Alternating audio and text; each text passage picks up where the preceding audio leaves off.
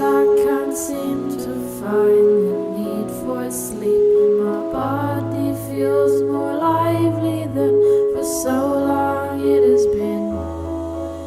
An urgency for living is taking over me.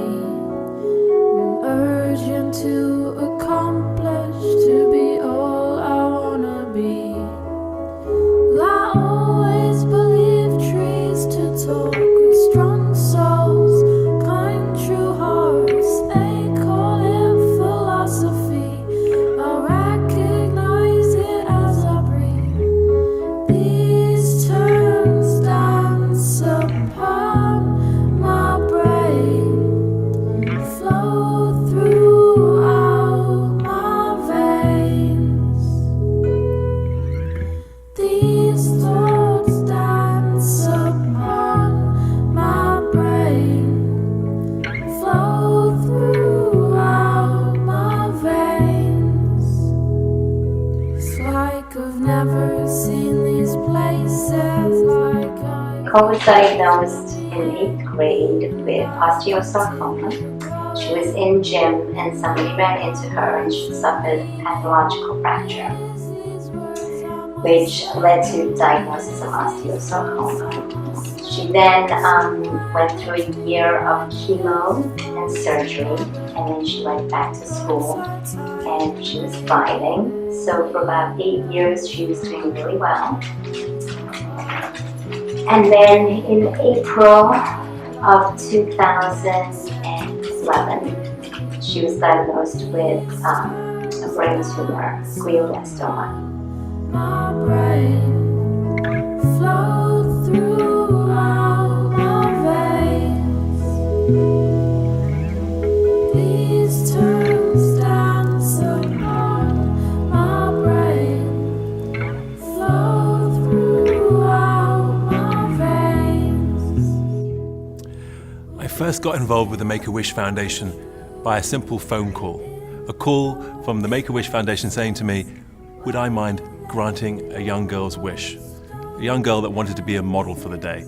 And at the time I thought, what an honor, how delightful, but I really had no idea of how it would impact my life.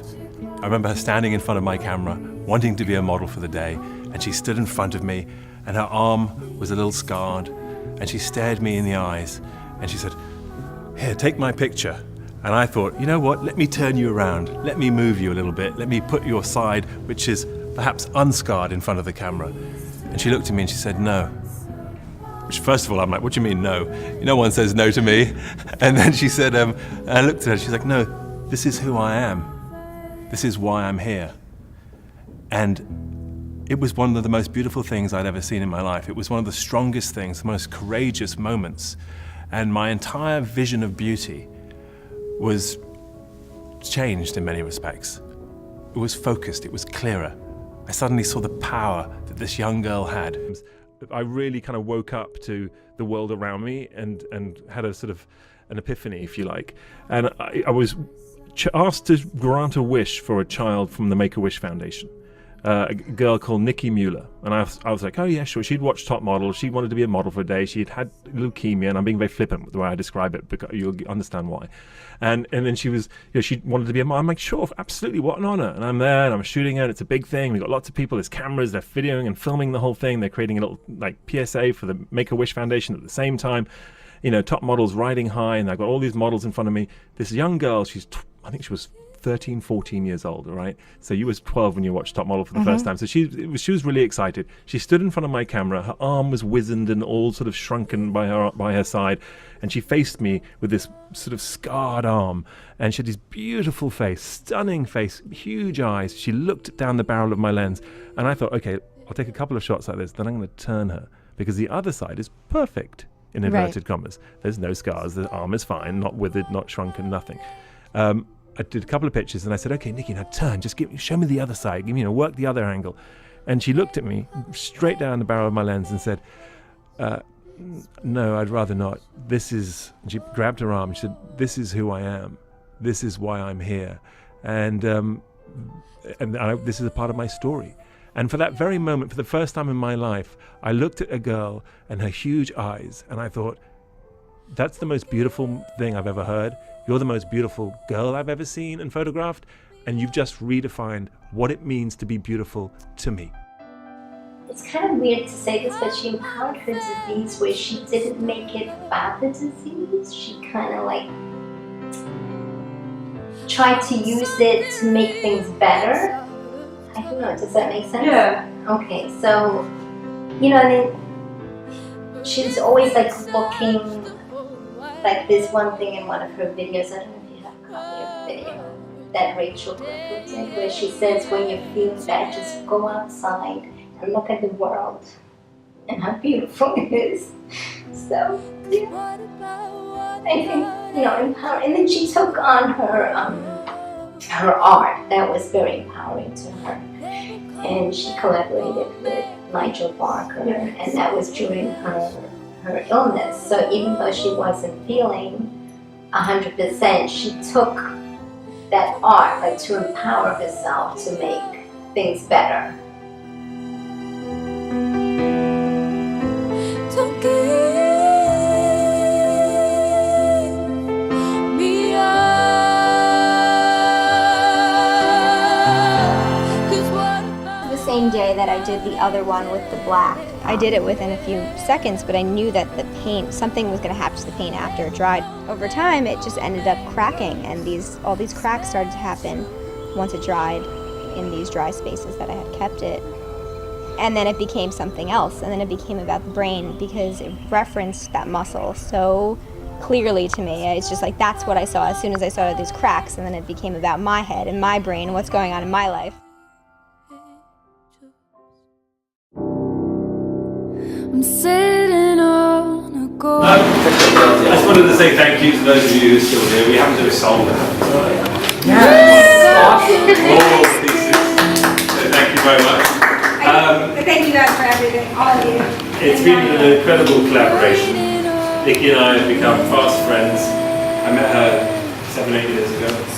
I photographed her then, and I was amazed by her, inspired by her. Became friends with the family. It's not often that a man of my age friends a 14-year-old. Of course, she's not 14 anymore. You know, the fact that she's sort of this young lady, this successful artist, at Parsons, her Bone to Brain exhibition was extraordinary. I bought the main piece, hangs in my house.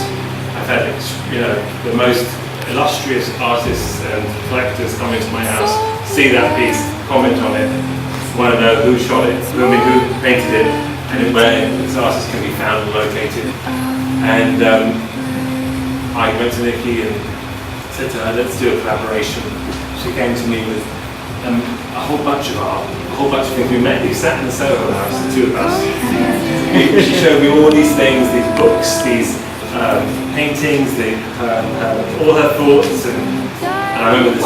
Finally, I was looking through everything, going, oh, this is beautiful, oh, this is incredible. And then she opened this manila, like, sort of folder, and it had photocopies. And, you know, she was like, well, this is something a book that I photocopied and I started looking at it, and as I was talking to her, I was shuffling two piles, and she said to me, what are you doing? Like, why are you separating the piles? And I said, well, this is the pile that I really love, and this is the pile that I'm not too keen on to be talking about. And she said, well, I want to use these, let's do something together. And it was our second collaboration, and we called it Raise, and it's a beautiful collaboration, and I'm very proud to know Nicki, and she inspired me to produce some of the best photographs of my career. So, to Nicki. That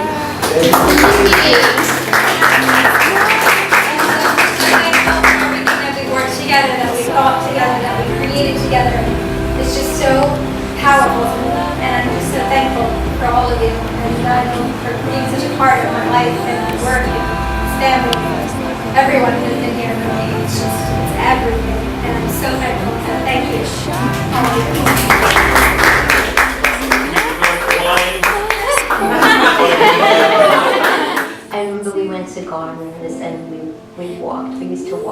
the time over there. And she asked me, she goes, Mom, how does this work? Do I have to do a will? So she really wasn't scared. I think she knew that it was coming and she just wanted to be prepared. And I guess she just wanted to be out of pain too. I don't think she might have been a little bit scared, but she never really showed me if she was, you know. She just wanted to do the best she could for what she had.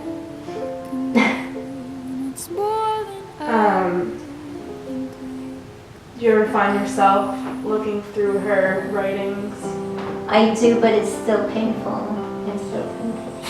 But, you know, and her room is still the same. Yeah, I haven't gotten to that step yet, but working on it slowly.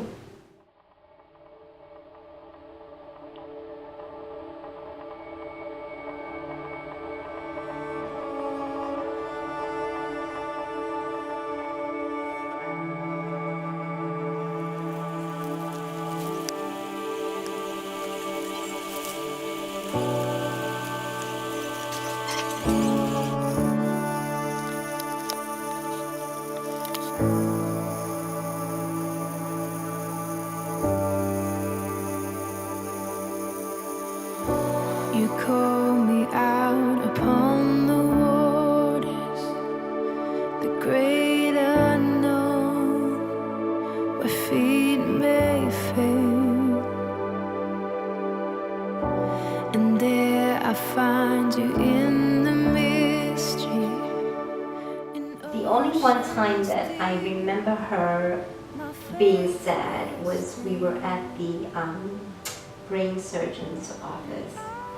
And we were in the waiting room, and there was a whole bunch of people in there, but there was like 4 or 5 young adults that were in wheelchairs, and they weren't functioning. They were just there like vegetables. And she just turned to me and she said, I don't want to ever be like that. I don't want that. So I think that's when the reality hit, and she knew that that's not how she wanted to live her life. So I think like maybe passing, I think it would have broken her spirit if that's, you know, how she would have to have lived her life of Nicki. And deepest waters, your sovereign hand will be my guide. My feet may fail and fear surrounds me. You've never failed, and you won't stop. Because it feels like I have something to prove for them, because they didn't get to make it, but I did so far. So it's like, so I have to live for them.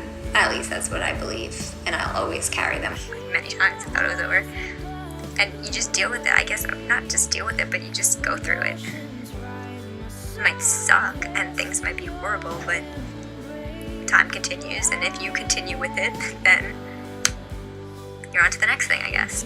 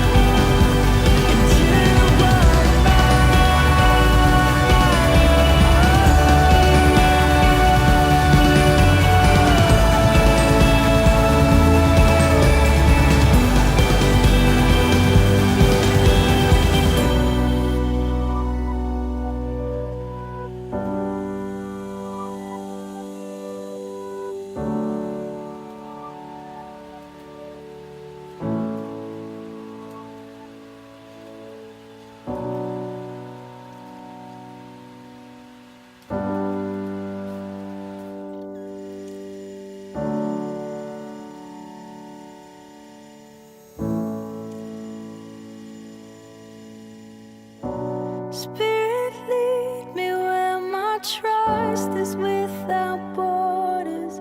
Let me walk upon the waters wherever you would call me. Take me deeper than my feet could ever wander, and my faith would be made stronger in the presence of my Savior.